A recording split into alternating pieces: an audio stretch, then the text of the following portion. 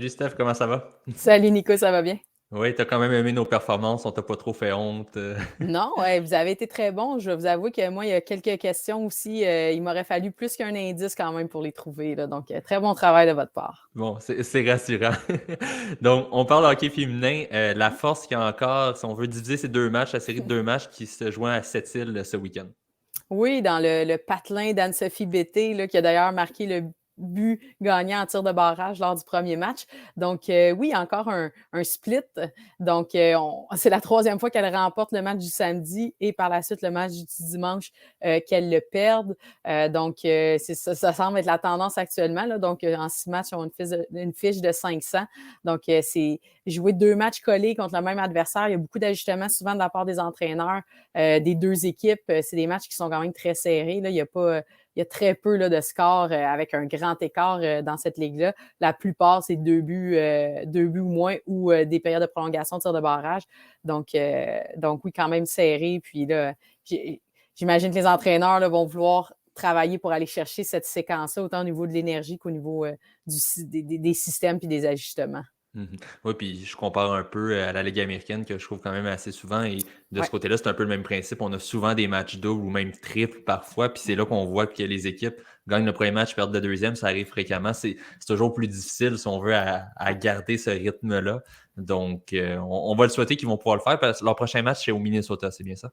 Oui, exactement. Ce week-end, il y a pas de match. Le prochain week-end, là, donc le 17-18 décembre, elles s'en vont là, pour 2 jours au Minnesota avant le temps des fêtes. Puis par la suite, ça recommence en janvier. Donc, un 2 victoires terminerait bien l'année l'année 2022 de leur côté. On aime toujours partir sur une bonne note Ouais. pour le temps des fêtes. Sinon, du côté de la PWHP, on a en fait le week-end des étoiles pardon, qui arrive prochainement. Oui, donc eux, c'est ce week-end. Donc, il y a un match, on en a parlé un petit peu la semaine dernière. Donc, l'équipe de Harvey's, là, l'équipe de Marie-Philippe, d'Anne-Renée vont jouer un match à Gatineau le 9. Donc, par la suite, il va y avoir des matchs dans la région d'Ottawa le samedi et le dimanche. Puis, il y a une espèce de, dans le fond, un peu comme on fait au niveau de la LNH, là, le All-Star Weekend, le tournoi des équipes de 3 contre 3. C'est ça là, qui va avoir lieu le dimanche, là, comme l'événement journée festivité, alors qu'il va y avoir 2 matchs réguliers le samedi. Donc, les joueuses, là, il y a des capitaines All-Star là, qui ont été nommés. Puis, il va y avoir un run robin, là, je ne sais jamais comment dire en français.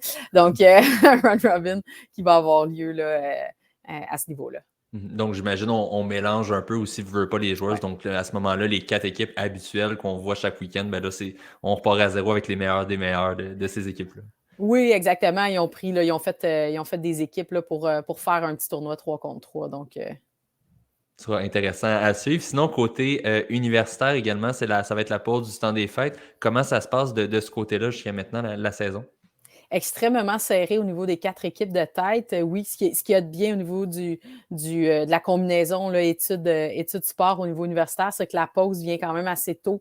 Donc, la période des examens va commencer. Ensuite, on recommence juste en janvier. Donc, comme les gens peuvent le voir, là, 1 point d'écart seulement entre la quatrième et la première équipe. Mhm. Même, on regarde là, au niveau des buts pour, au niveau des buts contre, on est presque à égalité un petit peu partout. Bon, on en a déjà un peu parlé, là, la surprise d'un mauvais côté, si je peux dire. Là, évidemment, c'est l'année très difficile là, au niveau des Martlets de McGill, mais entre l'Université Carleton là, qui fait quand même bien là, avec la nouvelle entraîneur-chef qui est arrivé cette année. Mais on voit, là, il n'y a pas beaucoup de matchs faciles là, au niveau du RSEQ, même si McGill, là, évidemment, est largement là, au bas du classement. Quand même, il y a eu des matchs très serrés. Sont allés en prolongation contre l'Université Bishop il y a quelques semaines. Donc, il y a pas beaucoup de congés là, quand on arrive à l'aréna. Tout le monde, chaque point, chaque victoire, chaque match a une incidence, une grande incidence sur le classement, là, considérant en plus l'année que le championnat est à Montréal. Mhm. Mais c'est ce qui est intéressant aussi, ça fait en Ouais. sorte que jusqu'à la fin de l'année, chaque match va compter. Ça fera pas non plus des équipes qui, en fin de saison, peuvent se reposer ou garder certains éléments de côté, là. Oui, parce qu'en même temps, bien évidemment, c'est des 2 de 3 au niveau des séries. Donc, c'est sûr qu'on veut avoir l'avantage de la glace. Hein. Mhm. 3 matchs, c'est très rapide. Donc, si on peut au moins avoir l'avantage de la glace puis débuter la série séries, bon, hein, on le sait avec le dernier changement, être dans ses choses à soi-même, pas être obligé de voyager, surtout qu'il y a quand même des équipes là, qui sont à l'extérieur de la région montréalaise. Donc ça, c'est sûr que ça fait une différence. Puis évidemment, comme c'est les Carabins là, qui reçoivent le championnat national cette année, c'est certain que les Carabins vont y être. Donc à ce moment-là, il reste techniquement une place. Donc, advenant que les Carabins remportent le championnat RSEQ, bien, le finaliste va se qualifier pour le championnat national, mais advenant que les Carabins ne se qualifient pas pour la finale d'emblée, bien, à ce moment-là, c'est uniquement le gagnant qui va y aller. Donc, c'est sûr que les séries, les match-ups, là, si vous me permettez, si vous me permettez l'expression, ben, vont être importants. Puis en même temps, il y a des années où il y avait plus d'écart, exemple, entre le premier et le quatrième. Donc, quand on finissait premier, peu importe l'équipe qui finissait premier, pas que c'était un done deal, mais en même temps, les chances étaient vraiment, les probabilités étaient vraiment très grandes là, que celui qui était le mieux classé passe relativement facilement, majoritairement en 2 matchs. Cette année, il n'y a comme pas de bon, pour l'instant, il n'y a pas personne qui peut se dire, j'espère prendre telle équipe plus que telle équipe parce que c'est tellement serré. Non, c'est ça. C'est juste d'aller chercher le petit avantage, comme tu disais, de la glace Ouais. à ce moment-là. Sinon, côté collégial, là, on a aussi le tableau champ du classement actuel. Comment ça se passe de ce côté-là? On voit le Champlain domine complètement. Oui, bien, le trio de tête, ce sont les mêmes que dans les dernières années, les mêmes que l'an passé principalement. La différence, c'est que c'est John Abbott qui était au top, au sommet l'an passé, les Cougars deuxième, avec Limoilou là, qui se battait, mais c'est encore le même trio. Puis on voit quand même une nette différence. Là, si on regarde juste au niveau du différentiel, on parle de John Abbott qui est numéro 3, qui a un différentiel de plus 26, alors qu'on parle de André Laurando qui est quatrième à moins 11. Donc, on voit qu'il y a vraiment un écart important.